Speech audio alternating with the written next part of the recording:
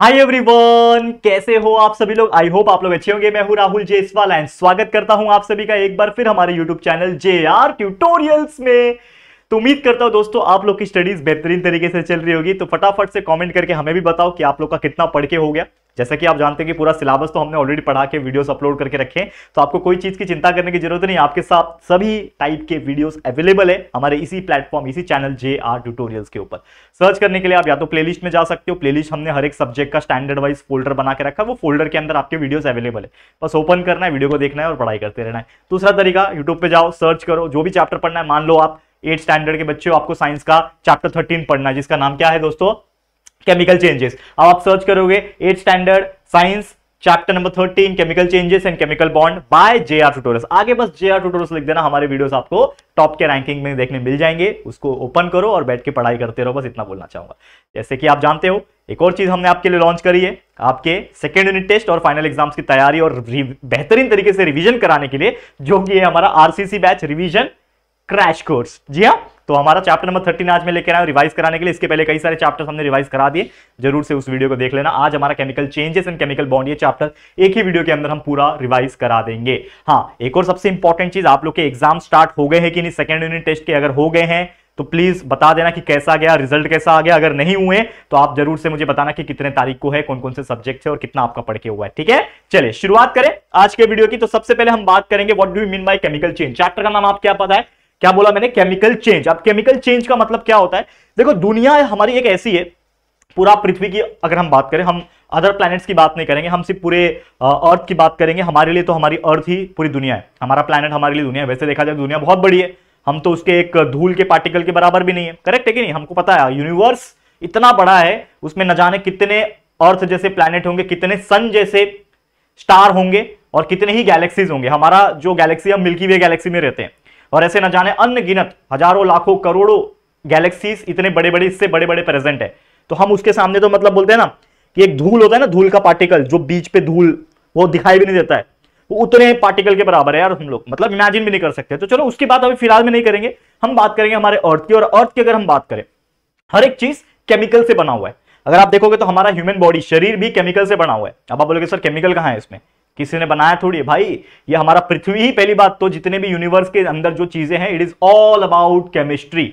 ठीक है, chemistry, chemicals, अगर ये नहीं होते तो आप लोगों का ये जो यूनिवर्स दिख रहा है, हम हो गए, कोई भी चीज हो गई, वो नहीं होते। क्योंकि हर एक के अंदर कहीं ना कहीं कुछ एलिमेंट्स, कुछ तत्व प्रेजेंट है, एंड बिकॉज ऑफ दैट कुछ चीजें चेंजेस होती रहती है और उसके हिसाब से नई नई चीजें का फॉर्मेशन होता रहा। तो डेफिनेशन क्या बोलता है हमारा, केमिकल चेंज का एक डेफिनेशन बन जाएगा उसके अकॉर्डिंग। तो डेफिनेशन ये बोलेगा, ध्यान से सुनना, कि केमिकल चेंज क्या है, it is a change of material. कोई भी मटेरियल हो, उसका चेंज हो रहा है एक मटेरियल से दूसरे मटेरियल के अंदर। कोई एक चीज से दूसरा चीज बन रहा है, तो एक से दूसरा बना, एक नया मटेरियल बना। उस नए मटेरियल का प्रॉपर्टी हो सकता है पहले वाले मटेरियल के प्रॉपर्टी से टोटली डिफरेंट हो सकता है कुछ ऐसा मटेरियल बना जो टोटली नया है, पहले वाले से बिल्कुल नया। तो ऐसे टाइप की चीजों को हम लोग क्या बोलेंगे, केमिकल चेंज। क्या हो रहा है उसके अंदर, केमिकल। जैसे बहुत सारे एग्जांपल है, मैं आपके सामने डिस्कस करूंगा। जैसे कि बात करें ripening of mango, basic example है मैंगो का पकना। अब मैंगो अगर आप देखोगे तो पहले जब कच्चा होता है तो ग्रीन कलर का बाहर का कवच होता है, उसके अंदर जो आप खाओगे मैंगो को तो आपको एकदम खट्टा लगेगा। ठीक है, खाने में एकदम सार टेस्ट आता है उसका, आता है कि नहीं, खट्टा टेस्ट। लेकिन वही जब वो 2 महीना 3 महीना पक जाता है पेड़ के ऊपर, या फिर आप आर्टिफिशियल तरीके से उसको पकाते हो, तो पकने के बाद आपने नोटिस किया होगा कि जो आम होता है ना, उसके बाहर का जो कवच होता है, जो छिलका हम लोग बोलते हैं, वो अचानक से येलो या फिर ऑरेंज टाइप का होने लगता है। Greenish yellow, greenish orange type का, या फिर कभी कभी लाल या फिर पिंक कलर का होने लगता है। आपने देखा है। तो ये चेंज क्या हुआ, ये चेंज हुआ आपके केमिकल की वजह से। क्यों हुआ, बहुत सारे जो हार्मोन्स होते हैं, हर एक के शरीर में एक हार्मोन होता है, हमारे में भी होता है और कहीं ना कहीं प्लांट्स में भी होता है। तो बहुत सारे हार्मोन्स जो उसके अंदर सिक्रीट होते हैं, ठीक है, और एक गैस होता है जिसको हम लोग इथिलीन गैस बोलते हैं, जो प्रोड्यूस होता है। तो उसके वजह से फ्रूट जो होता है अंदर उसके केमिकल रिएक्शन हो रहा है, जिसकी वजह से वो फ्रूट जो है वो चेंजेस में जा रहा है। अब वो जो फ्रूट बाहर से दिखने में ग्रीन दिख रहा था, अब वो लाल हो चुका है, येलो हो चुका है या फिर ऑरेंज हो चुका है। अब उसको आप टेस्ट करोगे तो आपको थोड़ा सा मीठा लगेगा, हल्का हल्का खट्टापन, हल्का हल्का मीठापन लगेगा, ज्यादातर मीठापन लगेगा। तो ये चेंज क्या हुआ भाई, पहले कुछ और अब कुछ और है, तो दोनों मैंगो, लेकिन चेंज क्या हो गया, that is nothing but the ripening of fruit, and that is nothing but what, chemical changes. Chemical changes हो रहा है कि नहीं। उसके अलावा मेल्टिंग ऑफ आइस, बर्फ देखा है आप सभी ने, बर्फ को छोड़ दो, क्या है वो, बर्फ सॉलिड है, कड़क चीज है, ठीक है ना, पत्थर जैसा कड़क चीज है, लेकिन उसको आप छोड़ दो पिघल के पानी बन जाएगा। Solid gets converted into liquid, physical change हो गया। लेकिन एक्चुअल में फिजिकल चेंज होने के पीछे कारण क्या है? Chemical change. बिकॉज कहीं ना कहीं water is made up of what? H2O, दो हाइड्रोजन एक ऑक्सीजन मिल गया तब आके क्या बना? वाटर बना। That is nothing but a chemical change. ठीक है, बॉइलिंग ऑफ वाटर, पानी है, पानी को गर्म कर दो, बॉइल कर दो 100 डिग्री के ऊपर, धीरे धीरे करके भाप बन जाएगा। The liquid gets converted into gaseous state, that is nothing but the physical change. लेकिन वो फिजिकल क्यों हुआ? Because of the chemical that is present in the water, H2O। ठीक है, केमिकल चेंजेस। ठीक है, स्पॉइल्ड फूड, खाना जो होता है खराब हो जाता है, बासी हो जाता है। क्यों भाई? उसके अंदर बहुत सारे फंगस आ जाते हैं। फंगस क्या करते हैं? कहीं ना कहीं अपना जो केमिकल्स जो उसके अंदर है, टॉक्सिन जो है वो रिलीज करते हैं, खाना स्पॉइल हो जाता है। आपने देखा होगा सुबह का बासी खाना रात को खाओगे बीमार पड़ जाओगे, बिकॉज हार्मफुल केमिकल्स आ जाते हैं उसके अंदर। ठीक है, बर्स्टिंग ऑफ क्रैकर्स, बारूद होता है क्रैकर्स के अंदर, जब जलता है तो आपने देखा होगा चिंगारी निकलती है, मतलब हीट एंड लाइट दोनों निकलती है। That is nothing but what? Chemical. सबसे बड़ा तो केमिकल का एग्जांपल हमारा सन है यार। हमारा जो सन है किससे बना? हाइड्रोजन एंड हीलियम से बना है। उसके नजदीक अगर हम जाएंगे तो जल के राख हो जाएंगे। हम इतने करोड़ों किलोमीटर, लाखों करोड़ों किलोमीटर दूर है हम पृथ्वी के ऊपर। हमारा तीसरे नंबर पे आता है प्लैनेट सोलर सिस्टम में, हमारे वाले सोलर सिस्टम में। लेकिन फिर भी हम कड़क धूप जब निकलती है 12 बजे वाली या फिर गर्मी के सीजन में, तो हम वो धूप को बर्दाश्त नहीं कर पाते। तो सोचो नजदीक रहेंगे तो क्या हाल होगा। इतना केमिकल रिएक्शन उसके अंदर हो रहा है। ठीक है ना। रॉटन एग्स, अंडा जो होता है ना, थोड़े टाइम छोड़ दो उसको, 10 दिन के लिए ऐसे ही छोड़ दो एक अंडे को, बिना फ्रिज में रखे, सड़ जाएगा अंदर से। उसके अंदर हाइड्रोजन सल्फाइड जैसे गैसेस निकलने लगेंगे। तो क्या है वो गैस? क्या है? It is nothing but chemical.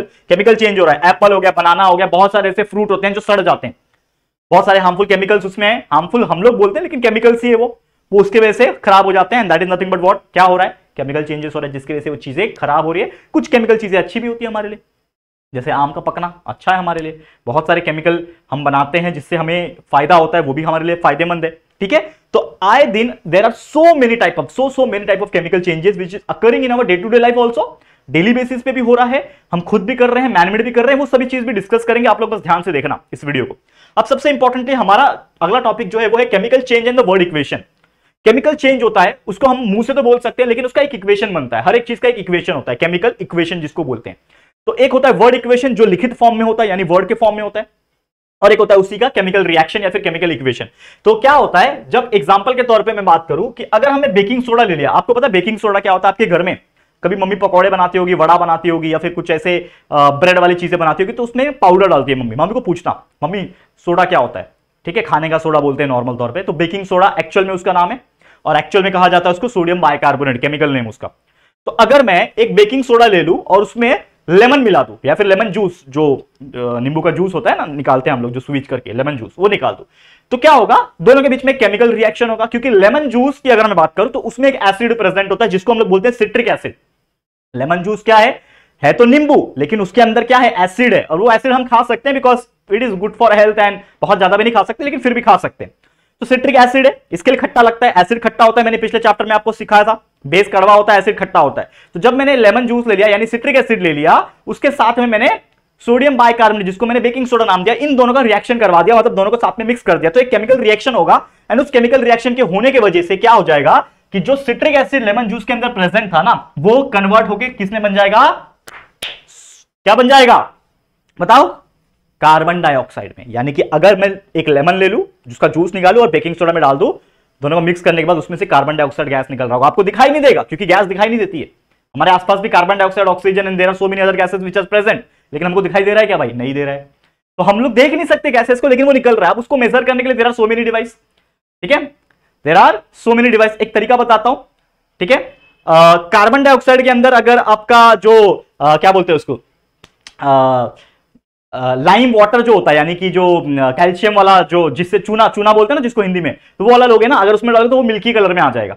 ठीक है, लाइम वाटर को कार्बन डाइऑक्साइड मिल्की में कन्वर्ट करता है। ये एक एक्सपेरिमेंट था जो आप शायद 9th में या फिर 10th में पढ़ोगे कहीं ना कहीं, या आपने कहीं सुना भी होगा। तो मैंने क्या किया, सिट्रिक एसिड लिया जो कि एक एसिड था, सोडियम बाइकार्बोनेट लिया मतलब बेकिंग सोडा लिया जो कि एक बेस है, अल्कली है।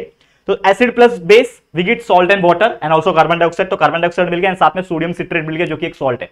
ठीक है, और ये रिएक्शन को हम क्या कहेंगे? ये एक न्यूट्रलाइजेशन रिएक्शन है, बिकॉज जब एसिड और बेस रिएक्ट करते हैं साथ में तो न्यूट्रलाइजेशन रिएक्शन होता है। हमने ये पिछले चैप्टर में पढ़ा था। करेक्ट है, समझ में आ गया? तो बेहतरीन तरीके से ये टॉपिक्स को हमने रिवाइज करा दिया। उम्मीद करता हूं आपको क्लियर हो गया होगा। वैसे आप पूरा डिटेल में, मतलब देखो मैं तो रिवाइज भी कराता हूं तो इस तरीके से कराता हूं कि हर बच्चे का कंसेप्ट भी क्लियर हो जाए, मतलब इतना बेहतरीन तरीके से डीप में घुस के रिवाइज कराता हूं। लेकिन फिर भी अगर आप और ज्यादा अच्छी तरीके से टाइम लेके पढ़ना चाहते हो तो हमने इस चैप्टर के लेक्चर वीडियोस भी बना रखे हैं, और सिर्फ इस चैप्टर के नहीं, पूरा एंटायर सिलेबस ऑफ 6, 7, 8, 9, 10, 11, 12 हर एक चीज हमारे इस चैनल JR ट्यूटोरियल पे प्रेजेंट है। जैसे मैंने स्टार्टिंग में बोला, आप वीडियोस देख के आप पढ़ाई कर सकते हो, कोई दिक्कत की बात नहीं है। चलो नेक्स्ट क्या बोल रहा है, chemical changes in everyday life. जैसे मैंने बोला कि हर दिन, हर वक्त, हर सेकंड में कहीं ना कहीं एक केमिकल रिएक्शन हो रहा है। हमारे शरीर के अंदर भी हो रहा है, हमारे शरीर के बाहर भी हो रहा है, बाहर पेड़ पौधे के ऊपर भी हो रहा है, घर में खाना रखा है उसके अंदर भी हो रहा है। तो कहीं ना कहीं हमेशा एक केमिकल रिएक्शन होता है। तो आइए डिस्कस करेंगे कि जो केमिकल रिएक्शन जो हमारे हर दिन हो रहा है वो कैसे हो रहा है। तो दो पढ़ेंगे हम लोग, एक पढ़ेंगे नेचुरल केमिकल चेंजेस जो ऑटोमेटिकली हो रहा है, हमारा कोई भी हाथ नहीं है उसके अंदर,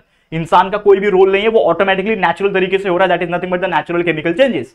एंड दूसरा जो तरीका है, that is nothing but the man made chemical changes, जो इंसान खुद करवा रहा है जानबूझ के, that is nothing but the man made chemical changes. तो आइए एक एक करके डिस्कस करेंगे। तो सबसे पहले बात करेंगे रेस्पिरेशन। रेस्पिरेशन क्या है? अगर आपने हमारे चैप्टर पढ़े होंगे इसके पहले के, तो रेस्पिरेशन एक ऐसा प्रोसेस है जिसमें हम ऑक्सीजन को अंदर लेते हैं with the help of our nose. Oxygen जाता है हमारे लंग्स के अंदर, लंग्स के थ्रू जाता है एल्वियोलाई, जो लंग्स का ही एक छोटा छोटा ऑर्गन है, बलून लाइक स्ट्रक्चर अंदर। वो ऑक्सीजन को लेके ब्लड के पास पहुंचाता है, ब्लड लेके जाता है सेल्स के अंदर, सेल के अंदर माइटोकॉन्ड्रिया, माइटोकॉन्ड्रिया के अंदर रिएक्शन होता है जिसकी वजह से हमें एनर्जी मिलती है, और एनर्जी के साथ साथ क्या बनता है, कार्बन डाइऑक्साइड। तो ये जो कार्बन डाइऑक्साइड वापस हम निकाल देते हैं। तो ऑक्सीजन लेना, अंदर एनर्जी का बनना और कार्बन डाइऑक्साइड रिलीज करना, this process is known as the respiration process. मैंने आपको बताया था रेस्पिरेशन का मतलब सिर्फ ये नहीं होता है कि सांस लेना सांस छोड़ना, बल्कि रेस्पिरेशन पूरा प्रोसेस का इन्वॉल्वमेंट है, oxygen taking inside, energy production as well as the releasing of the carbon dioxide from our body, that is nothing but your पूरा रेस्पिरेशन। तो जो रेस्पिरेशन हो रहा है, जैसे मैंने अभी आपको छोटा शॉर्ट में एक्सप्लेन किया क्योंकि इसके ऊपर पूरा चैप्टर मैंने पढ़ा रखा है। तो जो रेस्पिरेशन की मैंने बात की, ये क्या हो रहा है, अगर आप ध्यान दोगे क्या हो रहा है, ये हो रहा है केमिकल रिएक्शन। कहां हो रहा है? हमारे शरीर के अंदर जो छोटे छोटे सेल्स होते हैं ना, पूरा शरीर सेल से बना हुआ है, सेल्स के अंदर भी एक ऑर्गन है माइटोकॉन्ड्रिया नाम का, इसके लिए माइटोकॉन्ड्रिया को powerhouse of the cell कहा जाता है, करेक्ट। तो माइटोकॉन्ड्रिया के अंदर ये रिएक्शन हो रहा है, हो क्या रहा है, केमिकल रिएक्शन। केमिकल रिएक्शन हो रहा है मतलब केमिकल चेंजेस हो रहा है, क्योंकि अगर आप नोटिस करोगे हम ले तो रहे हैं ऑक्सीजन, नोटिस करो कभी हम क्या कर रहे हैं, हमारे एटमॉस्फेयर में there are so many other gases present, nitrogen सबसे ज्यादा प्रेजेंट है, लगभग 70, 75, 78%, ऑक्सीजन कम है, ठीक है। तो जो ऑक्सीजन हम खींच रहे हैं अंदर, लेकिन मैंने रिलीज क्या किया, कार्बन डाइऑक्साइड। कभी नोटिस किया क्या? देखो आप समझदार हो, मुझे पता है, मैंने कई बार बताया भी ये टॉपिक, लेकिन कोई इंसान सोचता नहीं है ये बारे में। हम लोग लेते तो ऑक्सीजन है, निकालते कार्बन डाइऑक्साइड, तो ये कार्बन डाइऑक्साइड आया कहां से? That is nothing but your chemical changes which is occurring through the respiration process. And ये होता क्या है, रेस्पिरेशन देखो यहां पे क्या हो रहा है कि ग्लूकोज होता है, ये वर्ड इक्वेशन के फॉर्म में ग्लूकोज होता है। ग्लूकोज क्या है? जो आपने खाना खाया उससे आपको ग्लूकोज मिलती है, कोई भी खाना खाओ आप ग्लूकोज मिलता है, जो कि होता है आपका C6H12O6 केमिकल फॉर्मूला उसका। फिर ऑक्सीजन हम लेते हैं रेस्पिरेशन के थ्रू, ऑक्सीजन O2 होता है, रेस्पिरेशन हो रहा है। तो हुआ क्या, हमारे शरीर के अंदर कार्बन डाइऑक्साइड बना है, साथ में वाटर भी बनता है। अब वो वाटर ऐसा नहीं कि बहुत ज्यादा बन गया, वेपर्स के फॉर्म में वाटर बनता है जो कि एकदम कम होता है, और साथ में बनती है एनर्जी। साथ में क्या बनती है, एनर्जी। यहां पे मेंशन नहीं किया लेकिन फिर भी आप लिख सकते हो एनर्जी, क्योंकि अभी हमें इस केमिकल रिएक्शन में दिखा के मतलब नहीं है एनर्जी को, हमें पता है एनर्जी बनता है, मेन काम क्या है, energy banana. Carbon dioxide by product है, निकल जाता है। तो ये एक रिएक्शन हुआ, ये केमिकल चेंजेस हुआ। तो ये क्या है, हमारे हर दिन का होने वाला नेचुरल टाइप का केमिकल चेंजेस जो हमारे शरीर के अंदर हो रहा है, करेक्ट। दूसरा फोटोसिंथेसिस। अब आप जैसे हम रेस्पिरेशन करते हैं वैसे भाई प्लांट भी करता है। वो क्या करता है, खाना बनाने के लिए उसको क्या चाहिए, उसको करना पड़ता है फोटोसिंथेसिस। वो क्या करता है, रूट से पानी एब्जॉर्ब होती है, जमीन के अंदर से पानी रूट एब्जॉर्ब करता है, उसको भेजता है लीव्स के पास। लीव्स के पास क्या प्रेजेंट है, ग्रीन पिगमेंट, जिसको क्लोरोफिल बोलते हैं, करेक्ट। क्लोरोफिल क्या करता है, सनलाइट को एब्जॉर्ब किया, पानी नीचे से आ गया, रूट लेके आ गया उसके पास, ठीक है। एटमॉस्फेयर में क्या प्रेजेंट है, कार्बन डाइऑक्साइड। हम लेते हैं ऑक्सीजन है, प्लांट लेता है कार्बन डाइऑक्साइड। कार्बन डाइऑक्साइड लिया, अब लीव्स के पास कार्बन डाइऑक्साइड है, पानी है और साथ में क्लोरोफिल पिगमेंट है। ये तीनों मिलके एक कुछ तो एक गड़बड़ घोटाला करते हैं, यानी केमिकल रिएक्शन करते हैं। वो chemical reaction is nothing but the photosynthesis, जिससे एनर्जी बनती है उनके अंदर, प्लांट के अंदर, ठीक है। तो होता क्या है, कार्बन डाइऑक्साइड होता है, वाटर होता है, ये तो आप जानते ही हो। जब ये दोनों रिएक्ट करते हैं with the help of sunlight and chlorophyll pigment, तो बनता है glucose, that is nothing but your energy. क्या बनता है, ग्लूकोज बनता है। और वो बाय प्रोडक्ट, जैसे हम बाहर क्या निकालते हैं, कार्बन डाइऑक्साइड, लेकिन प्लांट बाहर क्या निकालता है, ऑक्सीजन। तो ये ऑक्सीजन को बाहर निकाल देते हैं, और ऑक्सीजन बाहर नहीं निकालते तो हमारे लिए दिक्कत पैदा हो जाती है, खत्म हो जाता है ना एटमॉस्फेयर से ऑक्सीजन। आपको पता है ऑक्सीजन एक लिमिटेड ही है, तो हम अगर लेते जाएंगे तो ऑक्सीजन तो खत्म हो जाएगा, लेकिन ऑक्सीजन बनता भी है बिकॉज प्लांट्स है। तो इसके लिए एनिमल और प्लांट्स, ये दोनों का होना जरूरी है। इसीलिए हमारे सिस्टम में एनिमल का भी उतना इंपॉर्टेंस है, प्लांट्स का भी इतना इंपॉर्टेंस है, ठीक है। सिर्फ प्लांट रहेंगे तो भी दुनिया नहीं चलेगी, सिर्फ एनिमल रहेंगे तो भी दुनिया नहीं चलेगी, दोनों को साथ में रहना जरूरी है, ठीक है। चलो अब बात करेंगे मैनमेड केमिकल चेंजेस के, इंसान द्वारा बनाया हुआ कुछ केमिकल चेंजेस। बहुत सारे एग्जांपल है, लेकिन कुछ आपके सिलेबस पॉइंट ऑफ व्यू कुछ एग्जांपल है। जैसे पहला एग्जांपल है कंबशन ऑफ फ्यूल।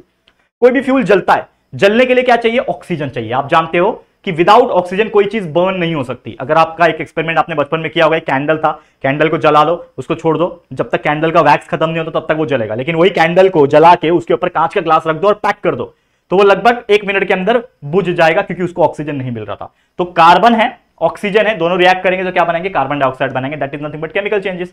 कार्बन आ रहा है कहीं से ऑक्सीजन आ रहा है, दोनों अलग अलग चीजें, दोनों मिल गई, केमिकल रिएक्शन हुआ, क्या बन गया? कार्बन डाइऑक्साइड, एक नया चीज बन गया। That is nothing but what? Chemical changes. Next, cleaning Shahabad tiles with HCl, dilute hydrochloric acid ले लिया, और एक टाइल होता है, जैसे आपका घर में टाइल्स होते हैं ना, वैसे शाहबाद टाइल्स होती है, जनरली वो होता है कैल्शियम कार्बोनेट से बना हुआ। तो कैल्शियम कार्बोनेट, ठीक है, एक केमिकल है, मान लो कैल्शियम कार्बोनेट एक केमिकल है, टाइल्स कैल्शियम कार्बोनेट से बनते हैं। 2 मॉलिक्यूल्स ऑफ हाइड्रोक्लोरिक एसिड ले लिया, इन दोनों के बीच में रिएक्शन किया, रिएक्शन की वजह से क्या हुआ? कैल्शियम क्लोराइड अलग हो गया। ये क्या है आपके लिए? Calcium chloride. लिख देता हूं यहां पे, कैल्शियम क्लोराइड, ठीक है, छोटा छोटा लिख रहा हूं, जगह नहीं है इसके लिए, कैल्शियम क्लोराइड, ठीक है, लिख दिया, ये हो गया कैल्शियम क्लोराइड। अब कैल्शियम क्लोराइड के साथ साथ बन गया कार्बन डाइऑक्साइड प्लस वाटर। तो इस केस में क्या होता है कि जब आप शाहबाद टाइल के ऊपर ना डाइल्यूट होना चाहिए, गाढ़ा एसिड रहेगा, स्ट्रॉन्ग एसिड रहेगा तो वो उसको खराब कर सकता है, तो डाइल्यूट है जिसमें पानी मिलाया हुआ रहता है, डाइल्यूट HCl से साफ करोगे तो कैल्शियम क्लोराइड जो है अलग हो जाएगा और कार्बन डाइऑक्साइड साफ में निकल जाएगा और पानी अलग हो जाएगा। इस तरीके से आप शाहबाद टाइल को क्लीन कर सकते हो। नेक्स्ट बात करेंगे सॉफ्टनिंग ऑफ हार्ड वाटर। आपको पता है हार्ड वाटर क्या होता है, सॉफ्ट वाटर क्या होता है? हार्ड वाटर खारा होता है, जैसे हमारे समुद्र का पानी हो गया, या फिर जो कभी कभी हम जमीन से पानी निकालते हैं उसमें कहीं ना कहीं सॉल्ट मिला होता है, ठीक है, हम उसको क्या करते हैं? सॉफ्ट करते हैं। हार्ड वाटर को हम पी नहीं सकते, बहुत ज्यादा दिक्कत करता है। आपका एग्जांपल देता हूं, जैसे आपके घर में अगर पानी आता होगा तो आपके जो बाथरूम में जो टाइल्स होते हैं ना, उसमें हल्का हल्का ना ऐसा क्या बोलते हैं उसको, सॉल्ट जैसा कुछ जम जाता है। आपने देखा होगा मग्गा जो होता है, हम बाल्टी से नहाते हैं, अगर आपके घर में बाल्टी और मग्गे से नहाते हैं तो मग्गे में देखना व्हाइट कलर का ना जम जाता है, वो क्या है? That is nothing but the salt. घर वाला सॉल्ट नहीं, वो सॉल्ट अलग सॉल्ट है, लेकिन वो सॉल्ट अगर प्रेजेंट है पानी के अंदर, that is nothing but the hard water. तो उसको सॉफ्ट वाटर कैसे बनाया जाए? तो calcium chloride, Na2CO3, that is sodium carbonate, जो आपका सॉल्ट जो होता है वो आपका यही है एक तरीके से सोडियम कार्बोनेट। तो सोडियम कार्बोनेट में अगर मैं CaCl2 डाल दूं, दोनों का रिएक्शन होगा तो कैल्शियम कार्बोनेट अलग हो जाएगा और आपका NaCl जो है सॉल्ट जो है वो अलग हो जाएगा। तो इस तरीके से जो चीजें हो रही है, ये क्या कर रहा है? ये केमिकल चेंजेस ही तो हो रहा है दोस्तों, जो हम इंसान जानबूझ के कर रहे हैं। और ये रिएक्शन ऐसा नहीं है कि एक है, ये 3 है, ये कई सारे प्रकार है। केमिकल इंडस्ट्रीज में आप देखोगे अलग अलग जो टाइप के केमिकल बनते हैं, चाहे पेंट हो, चाहे डाई हो, चाहे दवाइयां हो, ये सब एक केमिकल रिएक्शन से ही हो रहे हैं और ये केमिकल चेंजेस से ही हो रहे हैं, जिसकी वजह से आज हम जिंदा है कहीं ना कहीं। तो ये बहुत इंपॉर्टेंट चीज है। तो उम्मीद करता हूं कि आपको केमिकल चेंजेस का जो पूरा पार्ट था ये आपको समझ में आ गया हो, क्या होता है केमिकल चेंजेस, अच्छी तरीके से मैंने समझा दिया। अब इस चैप्टर का एक और पार्ट है जो कि है केमिकल चेंजेस के साथ साथ हमें पढ़ना था दोस्तों केमिकल बॉन्ड। अब केमिकल बॉन्ड क्या होता है? जैसे कि आप जानते हो कोई भी 2 एलिमेंट या फिर कोई अलग अलग टाइप के जो एटम्स होते हैं उसको जोड़ने के लिए हमें बॉन्डिंग की जरूरत पड़ती है। जैसे आपने ये चीज सुना होगा, कोई भी एग्जांपल ले लो, जैसे हाइड्रोजन है तो हाइड्रोजन के साथ ऑक्सीजन और ऑक्सीजन के साथ हाइड्रोजन, तो 2 हाइड्रोजन H2 और एक ऑक्सीजन मिलकर वाटर बनाते हैं। यानी कहीं ना कहीं हाइड्रोजन और ऑक्सीजन के बीच में, और यहां ऑक्सीजन और हाइड्रोजन के बीच में क्या प्रेजेंट है? बॉन्ड प्रेजेंट है। और अगर बॉन्ड प्रेजेंट नहीं होगा, जो तालमेल होता है वो प्रेजेंट नहीं होगा, तो कहीं ना कहीं 2 अलग अलग एलिमेंट या फिर 2 से ज्यादा एलिमेंट एक दूसरे को जुड़ नहीं पाएंगे और कंपाउंड नहीं बना पाएंगे। तो for making the compound and other constituent we have bond. And bond भी जो होते हैं, केमिकल बॉन्ड जो होते हैं, वो 2 प्रकार के बेसिक तौर पर होते हैं, वैसे और भी है, लेकिन बेसिक तौर पे 2 प्रकार आपको याद रखना है जो बहुत इंपॉर्टेंट है। एक है आपका आयोनिक बॉन्ड, दूसरा है कोवैलेंट बॉन्ड। आयोनिक बॉन्ड क्या होता है? अगर 2 आयंस के बीच में रिएक्शन हो रहा है और बॉन्डिंग हो रही है उसको बोलते हैं आयोनिक बॉन्ड, और अगर 2 प्रॉपर एटम्स के बीच में बॉन्डिंग हो रही है तो वो होता है आपका कोवैलेंट बॉन्ड। समझाता हूं अच्छी तरीके से, ध्यान देना इस चीज को। चलो एग्जांपल जैसे मैं लेकर आया आयनिक बॉन्ड के लिए NaCl। आपको पता है एक होता है सोडियम Na+ होता है और एक होता है क्लोरीन Cl- होता है। तो अगर मैं इसका स्ट्रक्चर ड्रॉ करूं, आप एक चीज बहुत अच्छी तरीके से जानते होंगे, हमने आपको सिखा रखा है कि हर एक एटम का एक एटॉमिक नंबर होता है और वो एटॉमिक नंबर रिप्रेजेंट करता है number of electrons also. Correct है, ये हम जानते होंगे। तो अगर हम बात करें सोडियम की, तो इसका अगर मैं इलेक्ट्रॉनिक कन्फिगरेशन लिखूं, आप जानते हो इलेक्ट्रॉनिक कन्फिगरेशन क्या होता है, मैंने समझाया हुआ है। तो सोडियम का जो होता है वो होता है 2,8,1, क्योंकि एटॉमिक नंबर जो होता है उसका वो 11 होता है। करेक्ट, ये आप जानते हैं करेक्ट कि नहीं जानते हो? ये सब ऑलरेडी पढ़ा चुका हूं दोस्तों, इसमें ऐसा कोई कमेंट नहीं आना चाहिए कि सर मैं नहीं जानता। आप सर्च करो, आप YouTube पे जाके कि what is atomic number, what is valency by JR tutorials, आप सर्च करोगे हमारे वीडियो मिल जाएंगे। या फिर हमारे इस चैप्टर का जो हमने लेक्चर वीडियो बनाया था, ये तो रिवीजन वीडियो है, एक लेक्चर भी बनाया हुआ है, इसका पूरा कंप्लीट सीरीज है, पूरा अपलोडेड है, तो वो आप सर्च करो, इसमें अच्छे से पढ़ाई कर लेना अगर आपको नहीं पता होगा तो। लेकिन जिनको पता होगा उनके लिए तो ये रिवीजन हो जाएगा।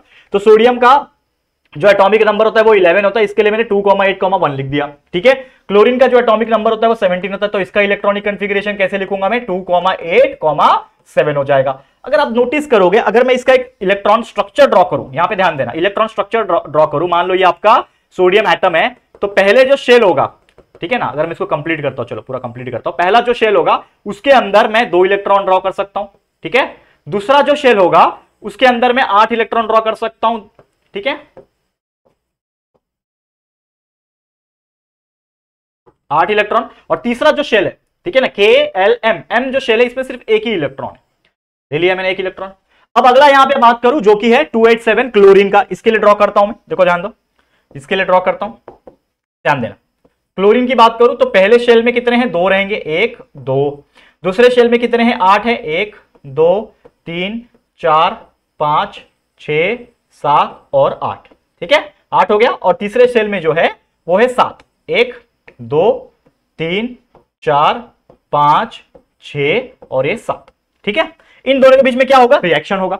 अब रिएक्शन होगा तो क्या करेंगे, एक दूसरे को बॉन्ड बनाने की कोशिश करेंगे। अब आप नोटिस करो कि यहां पे सोडियम के अंदर 281 है, 287 क्लोरीन के अंदर है, तो कहीं ना कहीं अगर इन दोनों को आपस में जुड़ना है तो एक सबसे गुरु मंत्र याद रख लेना कि जो आयोनिक बॉन्ड होता है ना, वो गिव एंड टेक का काम करता है, कि भाई तू एक ले ले या फिर तू एक दे दे, तू 2 2 ले, 2 दे दे। समझ में आ रहा है, मतलब 2 व्यक्ति हैं, अब दोनों में से किसी के पास कम है, किसी के पास ज्यादा है, तो यहां पे हम गिव एंड टेक करेंगे। ठीक है, तेरे पास ज्यादा है ना भाई, तू मेरे को दे देना, मेरा काम हो जाएगा, ऐसा वाला। मेरे पास कम है, मैं उससे मांग लूंगा, मेरे पास ज्यादा है तो मैं उससे दे दूंगा। तो इस तरीके से गिव एंड टेक चलता है, किसके अंदर, आयोनिक बॉन्ड के अंदर। याद रखना, आयोनिक बॉन्ड के अंदर जो आयोनिक केमिकल रिएक्शन होता है उसके अंदर गिव एंड टेक का काम चलता है। लेकिन जो कोवेलेंट बॉन्ड होता है उसमें खेल अलग है, उसमें शेयरिंग चलती है, कि भाई तेरे पास कम है, मेरे पास ज्यादा है, आजा हम दोनों साथ में हो जाते हैं, मियां बीबी की तरह रहेंगे साथ में चिपक के। That is nothing but the covalent bond. समझ में आ रहा है, तो कोवेलेंट बॉन्ड में शेयरिंग ऑफ एटम होता है, यहां पे शेयरिंग ऑफ इलेक्ट्रॉन होता है, यहां पे हम क्या बोल सकते हैं, give and take of electron होता है। ये बेसिक तौर पे याद रखना है। तो यहां पे क्या होगा, यहां पे 281 है, यहां पे 287 है। हम सबको पता है कि आउटर मोस्ट शेल में ऑक्टेट कंप्लीट होना चाहिए, ऑक्टेट मतलब 8 इलेक्ट्रॉन कंप्लीट होने चाहिए। ठीक है, शेल कंप्लीटेड होना चाहिए, आउटर मोस्ट शेल। अब यहां पे 7 है इसके पास, तो 8 बनाने के लिए इसको 1 की जरूरत है, इसके पास कम है, इसके पास ज्यादा है, तो ये क्या बोलेगा कि मेरे पास ज्यादा तो है, लेकिन अगर तू मेरे को अपना 1 दे देगा तो मैं कंप्लीट हो जाऊंगा। तो बेटर यही है ना कि ये बेचारा 1 इसको दे दे, तो ये खुद भी जब 1 इसको दे देगा, यानी ये वाला इलेक्ट्रॉन उठ के यहां आ जाएगा। समझ में आ रहा है, देखो ये वाला जो इलेक्ट्रॉन था, ये इलेक्ट्रॉन E- जो है उठ के यहां आ गया, यहां पे आ गया, तो यहां पे टोटल लास्ट वाले शेल में क्या बन जाएगा, +1 हो जाएगा, यानी कि ये 8 बन जाएगा। तो 2,8,8 बन गया। कौन बन गया, ये क्लोरीन भाई साहब, 2,8,8 बन गए। और यहां से जो 1 था वो निकल गया, क्योंकि यहां से उठ के यहां चला गया, तो यहां पे अकेला क्या बच गया, वो 2,8 बच गया। तो यहां पे भी जो 8 है लास्ट में वो आ रहा है। तो भाई हमारा जो सोडियम प्लस आयन था Na+, और ये जो Cl- था, इसके पास 2,8 आ गया, और क्लोरीन के पास भी 2,8,8 आ गया। तो कहीं ना कहीं ये भी सेटिस्फाई, ये भी सेटिस्फाई, अदला बदली हो गई, सेटिस्फाई हो गया, खेल खत्म। तो इन दोनों ने क्या बना लिया, आपस में बॉन्ड बना लिया, ये Na+Cl मिलके NaCl बन गए। तो ये जो बॉन्ड बना, ये क्या बना, आयंस के बीच में बना, and that's why it is called as the ionic bond. वैसे यहां पे कोवेलेंट बॉन्ड क्या करेगा, तो कोवेलेंट में क्या होता है, यहां पे ध्यान देना, ये समझ में आ गया। आयोनिक बहुत इजी था, बहुत ज्यादा सिंपल। कोवेलेंट बॉन्ड में क्या हो रहा है, देखो ध्यान से, हाइड्रोजन है मान लो H, ठीक है। अगर आप ध्यान दो, हाइड्रोजन, तो पहली बात तो देखो, हाइड्रोजन का जो एटॉमिक नंबर होता है, जिसको नहीं पता उसको बता दूं, हाइड्रोजन का जो एटॉमिक नंबर होता है वो 1 होता है। इलेक्ट्रॉनिक कॉन्फ़िगरेशन की अगर मैं बात करूं तो वो भी 1 रहेगा, बेचारा अकेला है। ठीक है, यहां पे देखना, अगर आप ध्यान दोगे तो हाइड्रोजन के पास भी क्या होता है, 1 ही होता है। तो पहली बात तो ये हाइड्रोजन है, इसका 1 ही शेल बनेगा, E- 1 ही इलेक्ट्रॉन है। एक और हाइड्रोजन ले लिया जिसके पास भी 1 इलेक्ट्रॉन है। ठीक है, समझ में आ रहा है, इसके पास भी 1 इलेक्ट्रॉन, इसके पास भी 1 इलेक्ट्रॉन। अब ये दोनों क्या करेंगे, भाई मैं भी कंप्लीट नहीं हूं, तू भी कंप्लीट नहीं, क्योंकि लास्ट में या तो ऑक्टेट होना चाहिए तो ड्यूप्लेट। तो ऑक्टेट के लिए 8 चाहिए होता है, ड्यूप्लेट के लिए 2 चाहिए होता है कम से कम। आउटर मोस्ट बाहर के शेल में 2 इलेक्ट्रॉन मिनिमम होना चाहिए, तब जाके ड्यूप्लेट कंप्लीट होता है। और बाहर के शेल में, आउटर मोस्ट शेल में 8 है तो ऑक्टेट कंप्लीट होता है। तो यहां पे इसके पास तो एक ही है, ना तो ड्यूप्लेट हो रहा है ना तो ऑक्टेट हो रहा है। तो ऑक्टेट तो बहुत दूर हो गया, 8 इलेक्ट्रॉन तो कहीं से ला ही नहीं सकता ये भाई। ठीक है, लेकिन ये ड्यूप्लेट कंप्लीट कर सकता है कैसे, ये क्या बोल रहा है, मेरे पास भी एक है, तेरे पास भी एक है, आजा हम दोनों मिलकर एक दूसरे को कंप्लीट कर देंगे, 2-2 हो जाएगा हमारे पास। तो ये क्या करेंगे, दोनों आपस में चिपक जाएंगे। ये एक हाइड्रोजन था और ये दूसरा हाइड्रोजन था, दोनों आपस में क्या हो गए, चिपक गए। तो एक बॉन्ड यहां आ गया, मतलब एक क्या बोलते हैं, इलेक्ट्रॉन यहां आ गया, एक इलेक्ट्रॉन यहां आ गया, समझ में आ रहा है? तो इन दोनों ने क्या बना लिया, बॉन्ड बना लिया। तो ये जो हाइड्रोजन था, ये हाइड्रोजन था, एक दूसरे को चिपक जाएंगे और क्या बना लेंगे, हाइड्रोजन हाइड्रोजन बॉन्ड बना लेंगे। और ये जो बॉन्ड है ये कहलाएगा आपका कोवैलेंट बॉन्ड। क्या कहलाएगा, कोवैलेंट बॉन्ड। समझ में आ रहा है? तो इससे एक चीज क्या पता चला कि दो इलेक्ट्रॉन बनके एक कोवैलेंट बॉन्ड बनते, दो इलेक्ट्रॉन मिलके क्या बनता है, एक कोवैलेंट बॉन्ड। तो आपने इसके पहले अगर कोई चीज पढ़ा है तो अच्छी बात है, नहीं पढ़ा तो कहीं पे आपको डबल बॉन्ड अगर दिख रहा है, जैसे बहुत सारी चीज होती है, जैसे CH2 डबल बॉन्ड CH2, इसको इथीन कहते हैं। इसको क्या कहते हैं, इथीन कहते हैं। तो कहीं ना कहीं इन दोनों के बीच में जो इलेक्ट्रॉन शेयरिंग हो रहा है वो कितने होंगे, टोटल 4 इलेक्ट्रॉन होंगे, इसके लिए डबल बॉन्ड बना। समझा? ये आपको अभी नहीं पढ़ना है, जब आप 9th में जाओगे 10th में जाओगे तो आप पढ़ोगे, लेकिन मैंने फिर भी एग्जांपल के तौर पे इसको आपको समझा दिया। चलो नेक्स्ट एक और चीज दिया है जो कि आपको वाटर। तो जैसे मैंने बोला वाटर का फॉर्मेशन करना है, तो एक हाइड्रोजन होगा जिसके पास एक बॉन्ड होगा, ठीक है, एक इलेक्ट्रॉन हो गया। एक ऑक्सीजन होगा जिसके पास कितना होगा बताओ। अगर मैं बात करूं ऑक्सीजन की, देखो हम एक सब चीज अच्छी तरीके से जानते हैं कि जो ऑक्सीजन होता है, मैंने लिखा नहीं है ना, हाइड्रोजन लिख दिया लेकिन ऑक्सीजन नहीं लिखा है। तो ऑक्सीजन का एटॉमिक नंबर 8 होता है। इलेक्ट्रॉनिक कॉन्फ़िगरेशन की अगर मैं बात करूं 2,8 होता है, ठीक है, ध्यान देना। जो ऑक्सीजन जो होता है उसका कितना होता है, 2,8 होता है ना। H देखो कैसे पता चलता है, HE ली बे बक नॉफ मतलब 8। तो ये मैं क्या, अभी आप सोच रहे होंगे सर आपने क्या बोला, तो HE ली बे बक नॉफ है, नामा गैल्सी बेप्सी कोलर कैसी है। ये एक ट्रिक है जो मैंने आपको बताई हुई है, इसके ऊपर वीडियो बनाया हुआ है कि हाउ टू रिमेंबर, कैसे याद रखना है कोई भी एलिमेंट का एटॉमिक नंबर। सर्च करना यूट्यूब पे कि हाउ टू रिमेंबर या फिर how to learn atomic number of elements by JR tutorials, हमारे वीडियो मिल जाएंगे, आप सर्च करना, मिल जाएंगे, ठीक है। तो यहां पे दो शेल है, एक 2 इलेक्ट्रॉन, दूसरे में 1 2 3 4 5 6 इलेक्ट्रॉन, और वापस से एक हाइड्रोजन, ये ऑक्सीजन का है, ठीक है, ये ऑक्सीजन है, ये हाइड्रोजन है, अगेन एक ही इलेक्ट्रॉन। अगर आप देखो ध्यान से तो इसके पास टोटल 6 इलेक्ट्रॉन है, इसके पास यहां पे, इसके पास बाहर में कितने, 28 लिखा, क्या गलती से मैंने, माफ करना, छोटी छोटी मिस्टेक्स हो जाती है यार, हमसे भी कोई बात नहीं, 2,6 आएगा बराबर। तो लास्ट में इसके 6 इलेक्ट्रॉन है, इसके पास एक इलेक्ट्रॉन, इसके पास इलेक्ट्रॉन, कंप्लीट करने के लिए 8 चाहिए। तो ये क्या बोलेगा, एक मैं इधर आके चिपक जाता हूं, ये क्या बोलेगा कि भाई मैं एक ना इधर आके चिपक जाता हूं, तो एक यहां आ जाएगा, ठीक है, ये वाला उठ के यहां आ गया। ये भी बोलेगा कि मैं अकेला अच्छा नहीं लग रहा, तो मैं एक और आ जाता हूं यहां पे, मैं यहां पे आके चिपक जाता हूं। तो यहां से ये इधर आ गया, ये यहां से इधर आ गया। अब इसके पास क्या हो गया, टोटल काउंट करो, 1 2 ये 3 ये 4 ये 5 ये 6 ये 7 8, कंप्लीट हो गया। अब ये तीनों आपस में चिपक जाएंगे और इस तरीके से आपका हाइड्रोजन ऑक्सीजन और हाइड्रोजन बन जाएगा। That is nothing but the H2O, और ये जो बॉन्ड है इनके बीच में, that is nothing but the covalent bond.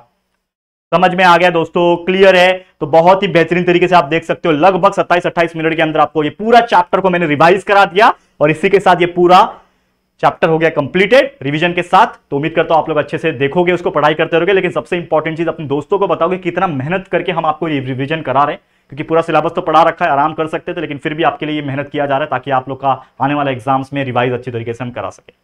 ठीक है, क्लियर? तो इसी के साथ इस वीडियो को एंड करते हैं। ये वीडियो आपको कैसा लगा है जरूर से कमेंट करके बताना। वीडियो पसंद आया है तो प्लीज वीडियो को लाइक करना, शेयर करना अपने सभी दोस्तों के साथ, और फर्स्ट टाइम आए हो चैनल पे तो फटाफट से हमारे चैनल को सब्सक्राइब करके बेल आइकन को भी प्रेस कर देना। ठीक है दोस्तों, तो चलो गाइस जल्दी मिलेंगे फिर एक और नई वीडियो में, तब तक के लिए thank you and good bye.